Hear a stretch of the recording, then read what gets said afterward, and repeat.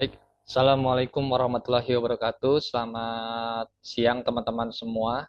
Sebelumnya saya mohon maaf apabila pada kesempatan siang hari ini saya tidak bisa hadir secara langsung. Dan yang terhormat kepada Bu Eis selaku dosen pengampu mata kuliah analisis statistik multivariat. Mohon maaf Ibu, saya belum bisa hadir di kelas, jadi untuk mempertanggungjawabkan hasil diskusi kami di kelompok 7 terkait tentang materi statistik regresi linear berganda, kami buatkan dalam bentuk video sebagai bahan pembelajaran. Dan untuk teman-teman sekalian, mohon maaf saya belum bisa hadir secara langsung karena ada agenda di tempat pekerjaan. Baik, tadi sudah dijelaskan oleh Mbak Dinda dan dibuka juga oleh Mbak Sarah yang ada di dalam kelas. Nah, kita sedang membahas terkait tentang regresi linear berganda dan tadi sudah juga dibahas terkait pembahasan di mana pembahasan itu ada jurnal yang kami gunakan sebagai salah satu referensi yang menggunakan metode regresi linear berganda, di mana jurnal tersebut itu ada tiga variabel prediktor ya dan satu variabel respon atau dependennya. Baik, saya akan lanjutkan yang sudah disampaikan oleh Mbak Dinda. Sebentar.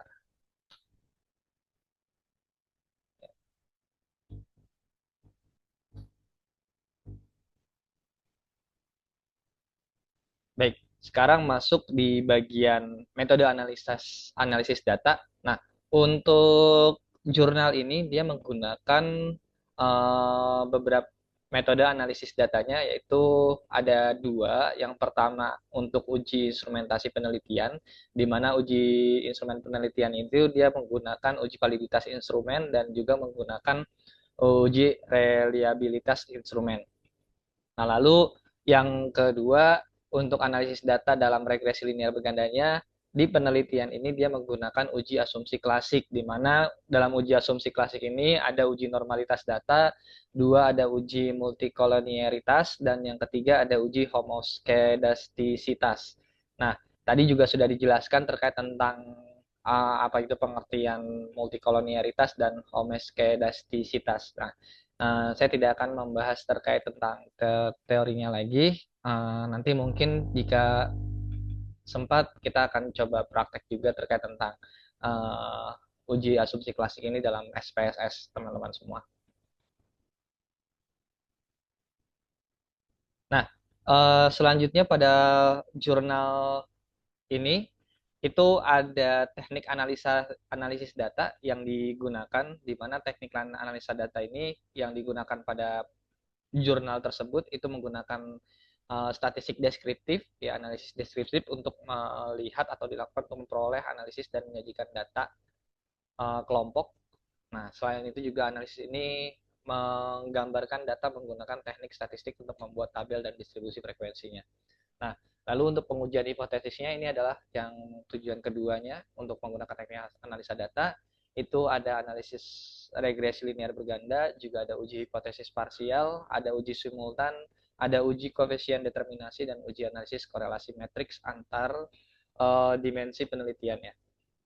Nah, ini teknik analisa data yang digunakan pada jurnal tersebut, di mana variabel prediktornya tadi sudah disampaikan juga mungkin sama Mbak Dinda, yaitu ada pelatihan, ada motivasi kerja, dan ada kompetensi profesional. Nah, lalu ada satu variabel respon atau variabel dependent, yaitu kinerja guru ya. Nah, pada jurnal ini hasil uji regresi linear berganda ada tabel 4.13, di mana hasil uji regresi linear berganda ini menunjukkan data pelatihan, motivasi kerja, dan kompetensi profesional terhadap kinerja guru. Nah, untuk X1, nah terhadap kinerja guru yaitu Y-nya adalah sebesar 0,04. Nah, di sini ada di signifikansinya 0,044, di mana artinya 0,044 itu kurang dari 0,05 yang bisa dikatakan atau disimpulkan bahwa pelatihan memiliki tingkat signifikansi gitu terhadap kinerja guru itu punya pengaruh yang signifikan terhadap kinerja guru. Nah, selanjutnya untuk motivasi kerja itu ada pengaruh motivasi kerja terhadap kinerja guru sama kita bisa melihat di tabel signifikansinya di sini 0,0000 itu kurang dari 0,05 yang artinya bahwa kesimpulannya motivasi kerja mempunyai pengaruh yang signifikan terhadap kinerja guru. Selanjutnya juga dari kompetensi profesional, kita fokus juga melihat di 0,0000 di signifikansinya itu berarti kurang dari 0,05 yang artinya kompetensi profesional punya pengaruh yang signifikan terhadap kinerja guru.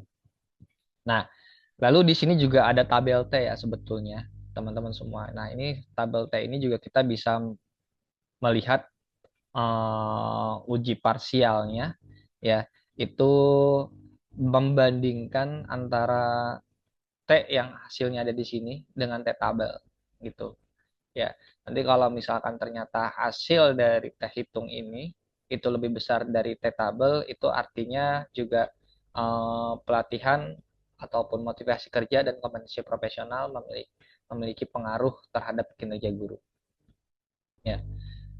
Selanjutnya untuk hasil uji simultan pengaruh pelatihan, motivasi kerja, dan kompetensi profesional secara simultan terhadap kinerja guru. Jadi ini tuh keseluruhannya teman-teman semua. Jadi di mana pelatihan, motivasi kerja, dan kompetensi profesional secara bersama-sama itu memiliki pengaruh ya terhadap kinerja guru.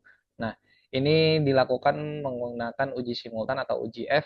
Berikut hasilnya dari tabel ANOVA ya. Di sini juga sudah bisa terlihat berdasarkan tabel 4.2 hasil uji simultan ini diketahui signifikasi pengaruh variabel pelatihan X1 ya di mana motivasi kerja di bawahnya sudah ada keterangan ya di bagian sini ada B itu prediktornya. Nah, prediktornya itu ada kompetensi profesional, motivasi kerja dan pelatihan.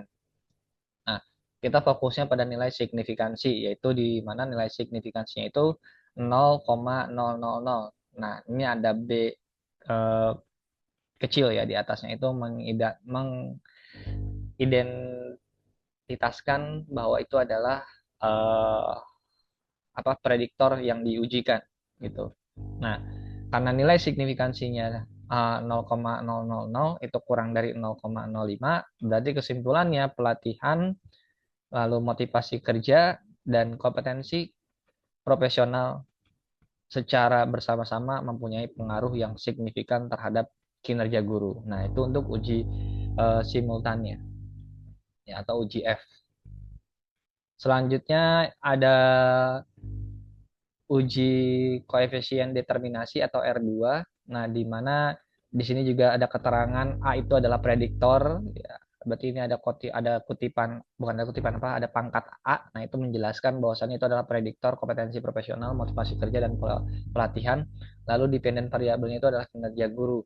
Nah, untuk koefisien determinasi ini teman-teman bisa fokus terhadap R square ya di mana di R square sini tertulis 0,700 ya, yang artinya itu sama dengan 70%. Nah, arti dari angka 0,700 ini atau 70%, nah X1 yaitu pelatihan, X2 itu motivasi kerja, dan X3 kompetensi profesional secara bersama-sama mempunyai pengaruh terhadap variabel kinerja guru sebesar 70%. Nah, sedangkan sisanya dari 100% dikurangi 70% ini, itu berarti sisanya 30% dipengaruhi dari variabel lain yang tidak diteliti pada jurnal ini. Gitu teman-teman. Nah, ini untuk koefisien determinasi dan cara pembacaannya. Nah, selanjutnya dalam penelitian ini ada juga uji korelasi matriks ya, variabel antar dimensi. Nah, uji ini ditujukan untuk melihat dari setiap variabel itu eh, bagian mana yang memiliki hubungan yang sangat kuat dan sangat kecil gitu, sangat kuat dan sangat rendah. Nah, pada kolom pertama ini ada variabel pelatihan. Nah, ini bisa terlihat kalau di kolom pelatihan ini yang punya hubungan sangat kuat terhadap kinerja guru itu ada di indikator materi pelaksanaan pembelajaran dan dengan jumlah nilainya 0,447 memiliki hubungan yang sedang. Nah, itu. Kalau dari jurnalnya dijelaskan hubungan yang paling kuat itu materi pelaksanaan pembelajaran. Yang dimaksud dari indikator materi pelaksanaan pembelajaran itu adalah dimensi materi pelaksanaan pembelajaran itu pelatihan, metode pembelajaran dan media pembelajaran. Jadi dari 0,447 ini yang sangat punya korelasi yang sangat kuat terhadap kinerja guru yaitu pelatihan, metode pembelajaran dan media pembelajaran itu. Dan ini yang paling rendahnya ada di materi penilaian atau evaluasi pembelajaran di 0,321. Nah, tapi di jurnal tidak dibahas teman-teman terkait tentang penjelasannya. Nah, kalau untuk variabel kedua atau prediktor kedua tentang motivasi kerja itu yang paling terbesar ada di kebutuhan kasih sayang dengan skor 0,623 di mana hasilnya itu memiliki tingkat hubungan yang sangat kuat, yang kuat, maaf, punya hubungan yang kuat dengan variabel dependen yaitu kinerja guru. Nah, dalam jurnal ini dikatakan bahwasannya dimensi kebutuhan kasih sayang yaitu suasana lingkungan. Suasana lingkungan yang ramah, kooperatif, menjalin komunikasi dengan baik, merasa senang dan tertantang ketika bekerja sama dengan rekan kerjanya. Nah, itu memiliki hubungan yang sangat kuat dengan kinerja guru. Nah, dimensi-dimensi itu sangat uh, mempengaruhi lah intinya ya, karena punya hubungan yang kuat dengan kinerja guru. Lalu yang ketiga, variabel kompetensi profesional, di mana variabel kompetensi profesional ini itu yang paling tertinggi atau yang paling mempunyai hubungan yang paling tertinggi yaitu di menguasai SKKD, di mana SKKD ini itu tuh standar kompetensi dan kompetensi dasar. Nah, SKKD ini nilainya 0,604.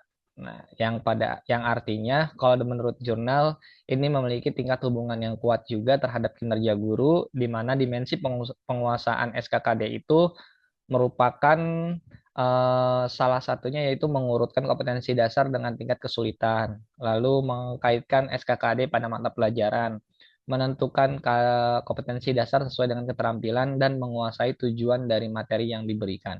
Nah, hal itu mempunyai hubungan yang kuat terhadap kinerja guru. Nah, ini adalah uh, poin-poin atau pengujian matriks antar dimensi variabel penelitian.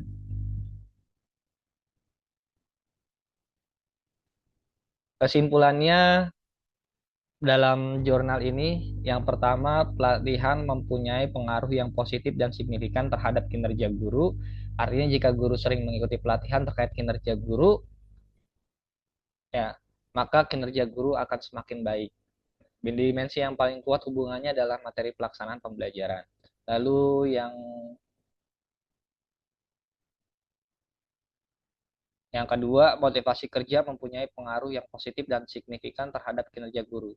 Artinya, jika motivasi kerja meningkat, maka kinerja guru pun akan meningkat. Dimensi yang paling kuat hubungannya adalah kebutuhan kasih sayang terhadap pelaksanaan kegiatan pembelajaran pada kinerja guru. Dimensi kebutuhan kasih sayang yaitu suasana lingkungan yang ramah, kooperatif, menjalin hubungan dan komunikasi dengan baik, serta merasa senang ketika bekerja sama dengan rekan kerjanya. Lalu untuk yang kesimpulan ketiga, kompetensi profesional mempunyai pengaruh yang positif dan signifikan terhadap kinerja guru. Artinya jika seorang guru memiliki kompetensi profesional yang baik, maka kinerja guru juga akan meningkat. Dimensi yang paling kuat hubungannya adalah penguasaan SKKD terhadap perencanaan program kegiatan pembelajaran pada kinerja guru, di mana dimensi penguasaan SKKD itu dapat mengurutkan kompetensi dasar, lalu sesuai dengan tingkat kesulitan, mengkaitkan SKKD pada mata pelajaran, menentukan kompetensi dasar sesuai dengan keterampilan, dan menguasai tujuan dari materi yang diberikan. Dan yang keempat, kesimpulannya, pelatihan, motivasi kerja, dan kompetensi profesional secara simultan atau bersama-sama mempunyai pengaruh yang positif dan signifikan terhadap kinerja guru. Tuh. Dengan pengaruh yang tadi besarnya adalah 70%. Nah, kesimpulan materi dari regresi linear berganda ini, kesimpulan utama, regresi linear berganda adalah metode statistik yang berguna untuk memahami pengaruh beberapa variabel bebas terhadap satu variabel terikat. Nah, yang kedua, analisis ini efektif untuk membuat prediksi dan memahami hubungan antar variabel. Dan tadi pun ada ya di jurnal yang ini, di contoh jurnal ini, itu ada hubungan antar variabelnya. Lalu yang kesimpulan selanjutnya, itu pentingnya memenuhi asumsi agar hasil analisa akurat dan dapat diandalkan, penting untuk memeriksa asumsi-asumsi regresi linear berganda, di mana asumsi yang tadi disampaikan di awal ada kalau di jurnal ini menggunakan asumsi klasik gitu ya. Ada uji normalitas data, ada multikolonialitas dan tadi apa namanya rada susah homoskedastisitas gitu. Mungkin begitu untuk terkait tentang materi regresi linear berganda yang bisa saya sampaikan.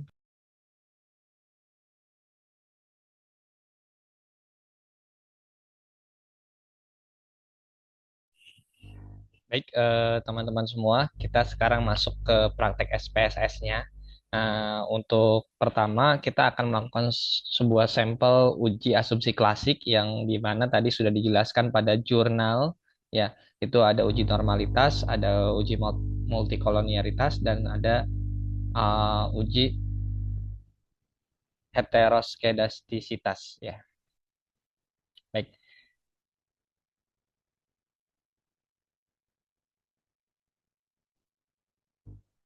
sebentar ya.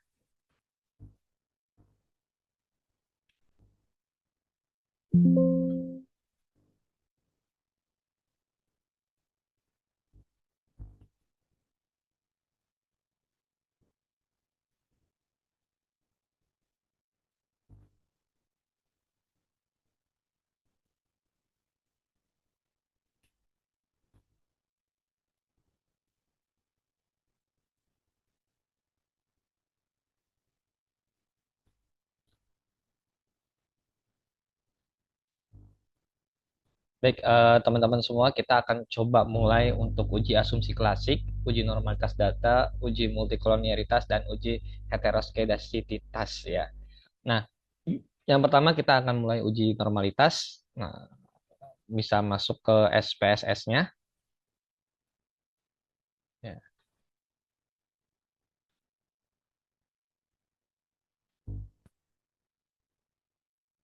kita akan masuk ke SPSS-nya.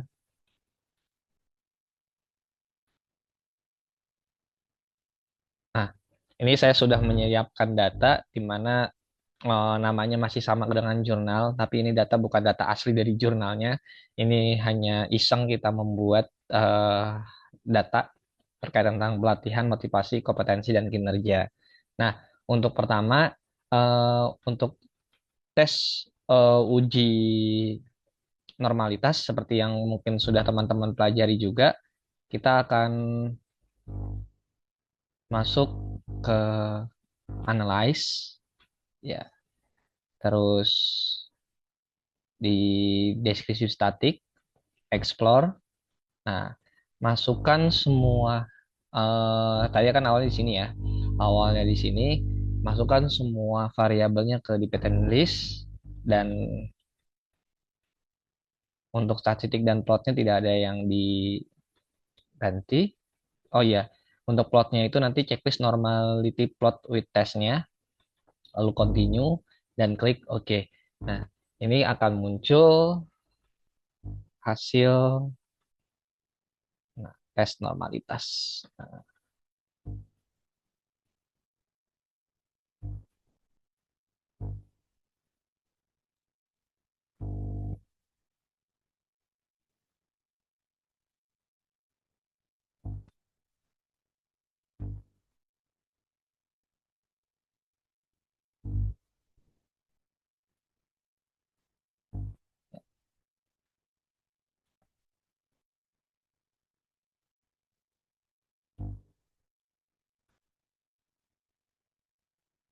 kita pindahkan ke dokumen tadi. Kita pindahkan ke sini. Nah, ini adalah hasil uji normalitasnya. Nah, teman-teman bisa lihat di bagian Shapiro-Wilk atau Kolmogorov-Smirnov di bagian signifikansinya. Nah, karena ini hasilnya semuanya itu sudah lebih besar dari 0,05 ya, lebih besar dari 0,05, maka hasilnya adalah normal ya. Ini tidak ada yang di bawah 0,05 ya. Jadi kalau misalnya tidak ada yang di bawah 0,05, semuanya normal. Begitupun yang di Kolmogorov Smirnov, semuanya di atas 0,05 ya, dan 0,075 dan 0,042. Oh, ini kalau di Sapirowil ada ternyata 0,042. Pelatihannya itu ternyata tidak normal ya. Tapi di Kolmogorov Smirnov ternyata normal gitu. Nah, anggaplah kita normal semua ya, karena ini kita sedang uji coba, namanya juga tadi bikin datanya itu asal gitu ya, nggak terlalu benar-benar sesuai dengan yang normalnya gitu. Nah, anggaplah kita ngambil yang Kolmogorov Smirnov, ini data semuanya normal, maka uji asumsi klasik yang pertama dapat diterima data termasuk data yang normal. Nah, selanjutnya kita akan masuk ke uji multikolonialitas. Nah, di uji multikolonialitas ini kita masuk kembali di SPSS-nya, kita masuk ke analyze, lalu masuk ke regresi, ya, linear. Nah,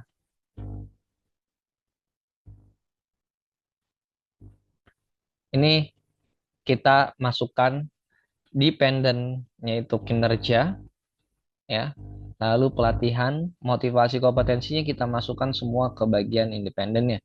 Nah, ini udah semua masuk, lalu klik statistik. Ini tidak ada yang ini perlu diceklis di bagian coloniality diagnostiknya, ya. Klik continue. Nah, selanjutnya karena tadi kita ada tes di heteroskedastisitas biar sekalian.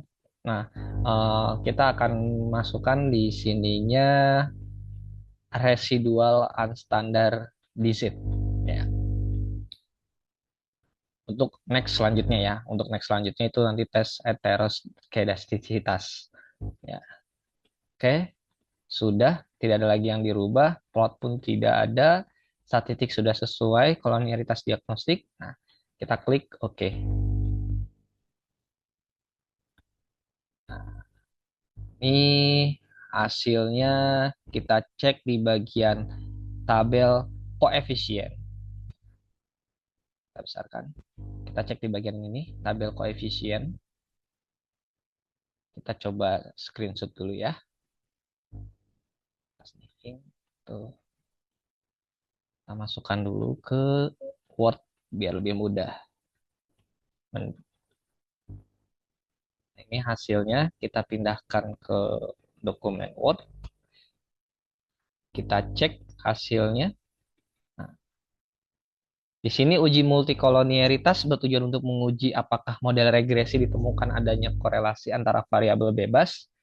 Nah, adapun dasar pengambilan keputusan suatu model memiliki multikolonialitas itu jika nilai FIF, ya ini ada nilai FIF, nilai FIF-nya itu yang ini, teman-teman.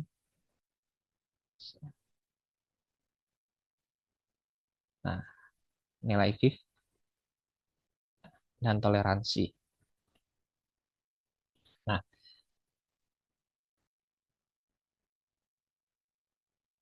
jika nilai FIF itu kurang dari 10 dan nilai toleransinya lebih besar dari 0,1, maka tidak terdapat multikolonialitas antar variabel bebas dalam model.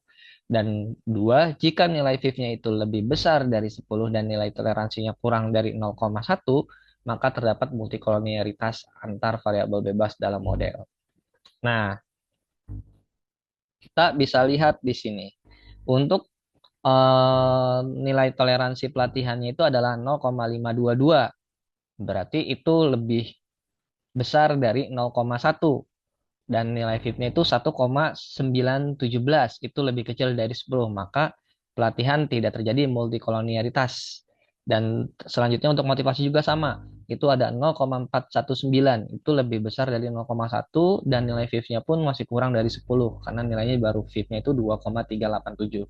Dan kompetensi pun sama, masih 0,636. Itu masih lebih besar dari 0,1 dan nilai fifth-nya masih lebih kecil dari 10.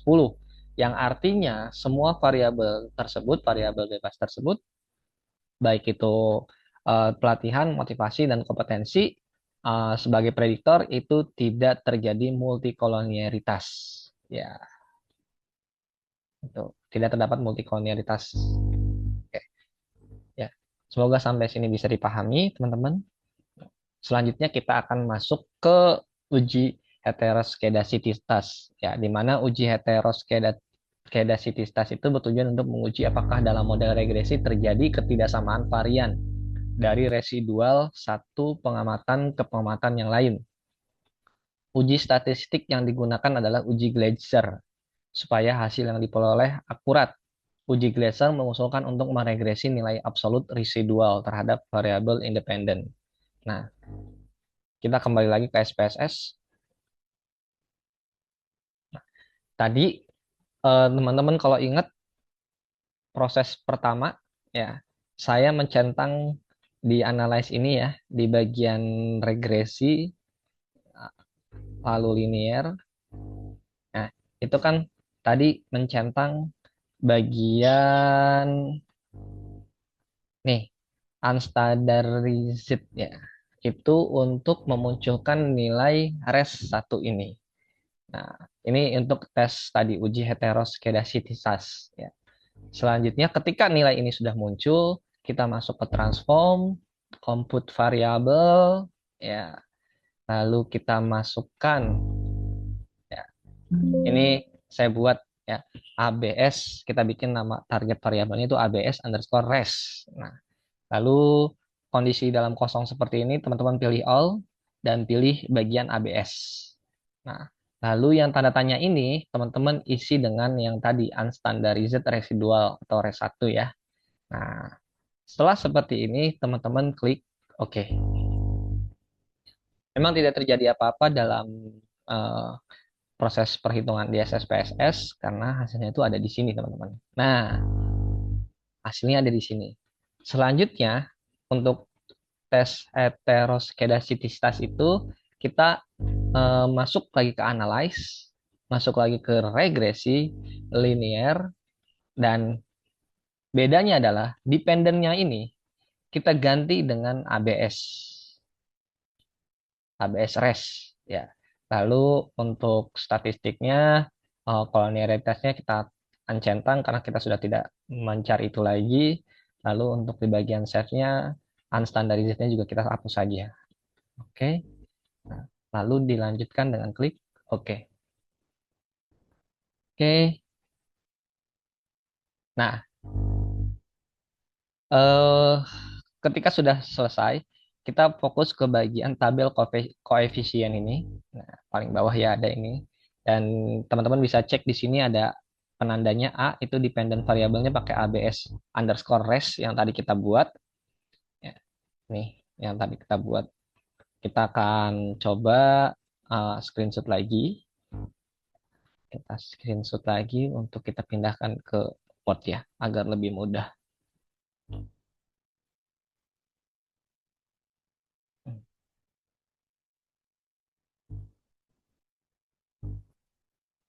Ini disebut dengan uji Gleiser ya, Gleiser. Nah, kita akan fokus di bagian ini teman-teman, nilai signifikansinya. Kita fokus ke nilai signifikansinya, di mana di sini sudah dijelaskan jika satu nilai hasil signifikansi lebih besar dari 0,05 tidak terjadi heteroskedastisitas. Nah, kalau misalkan ternyata hasilnya kurang dari 0,05 maka terjadi heteroskedasisitas. Nah, teman-teman bisa lihat di sini untuk nilai pelatihan, motivasi, dan kompetensi itu semuanya di atas 0,05 yang artinya tidak terjadi heteroskedasititas. Nah, dengan uji asumsi klasik ini maka eh, variabel atau data yang ada di SPSS ini itu sudah layak untuk dilakukan proses uji regresi linear berganda. Nah, untuk uji regresi linear berganda itu sendiri sebetulnya tadi sudah dilakukan ya. Kita bisa masuk lagi ke regresi linear yang ini ABS-nya kita keluarkan, lalu masukkan pelatihan kompetensinya sudah di bagian independen, kinerjanya kita pindahkan ke dependen. Nah, untuk statistiknya tidak ada yang diapa-apakan, plotnya pun tidak ada, lalu save-nya pun sama, sudah tidak ada lagi yang diapa-apakan. Kita langsung klik OK. Ya. Untuk yang pertama, tadi kalau dalam apa presentasi yang awal pakai jurnal itu untuk uji regresi linear bergandanya kita fokus ke tabel yang ini nih. Tabel koefisien. Itu ada pelatihan, motivasi, kompetensi. Nah,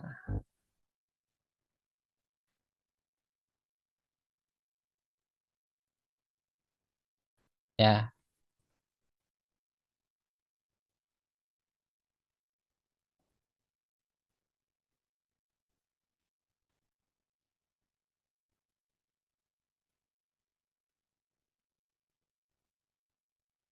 Nah,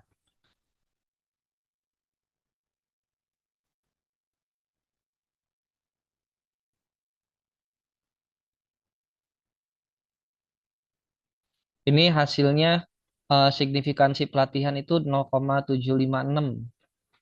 Berarti ini tidak signifikan ya. Lalu motivasinya 0,158 di bawah 0,05. Di atas 0,05 berarti tidak signifikan juga. Dan kompetensinya 0,025 itu disebut dengan signifikan. Nah, ini untuk melihat uji regresi ya. Eh, nah, kalau untuk uji F-nya atau uji simultannya, nah, ini kita bisa lihat di tabel ANOVA, di mana uji ANOVA ini dependent predictor apa dependent variable kinerja, prediktornya itu kompetensi pelatihan motivasi dengan nilai signifikansi 0,001 0,01 itu berarti di bawah 0,05 yang artinya secara simultan pelatihan motivasi dan kompetensi itu mempunyai pengaruh yang signifikan kalau secara bersama-sama. Nah, ini tadi karena datanya asal ya, jadi nggak banyak mungkin yang tidak sesuai gitu. Kalau di penelitiannya eh, pelatihannya itu signifikan, pengaruhnya motivasi pun ada pengaruh dan kompetensi pun ada pengaruh. Kalau ini tidak, ya tidak pengaruh, tidak pengaruh, tidak signifikan. Nah, dan untuk tadi determinasi ya atau R2 seberapa besar sih pengaruhnya dari variabel prediktor pelatihan, motivasi dan kompetensi terhadap kinerja itu bisa dilihat di bagian ini. Adel summary itu di R square. Ya, ini. Di sini ada R square-nya itu 0,626 yang artinya eh, apa pelatihan, motivasi dan kompetensi ini punya besaran 62%. Ya, sisanya itu berarti sekitar 38-an ya, kurang lebih 38% itu dari faktor lain. Begitu. Begitu teman-teman untuk terkait tentang regresi linear berganda dalam uji SPSS-nya. Semoga dapat dipahami. Mohon maaf saya juga masih belajar. Mohon maaf apabila ada yang salah dalam penyampaiannya atau dalam proses pengujian hipotesisnya, pengujian asumsi klasiknya. Nah, nanti mohon diluruskan. Mungkin itu saja yang bisa saya sampaikan. Sekali lagi saya mohon maaf sebesar-besarnya tidak bisa hadir dalam tatap muka pada hari ini bersama teman-teman dan juga mohon maaf yang sebesar-besarnya kepada Bu Eis selaku dosen pengampu mata kuliah. Eh, Mungkin itu yang bisa kami jabarkan, kami sampaikan terkait presentasi regresi linear berganda dan praktek SPSS. Terima kasih. Kami tutup. Kurang lebihnya mohon maaf. Assalamualaikum warahmatullahi wabarakatuh. Saya kembalikan ke Mbak Sarah. Terima kasih.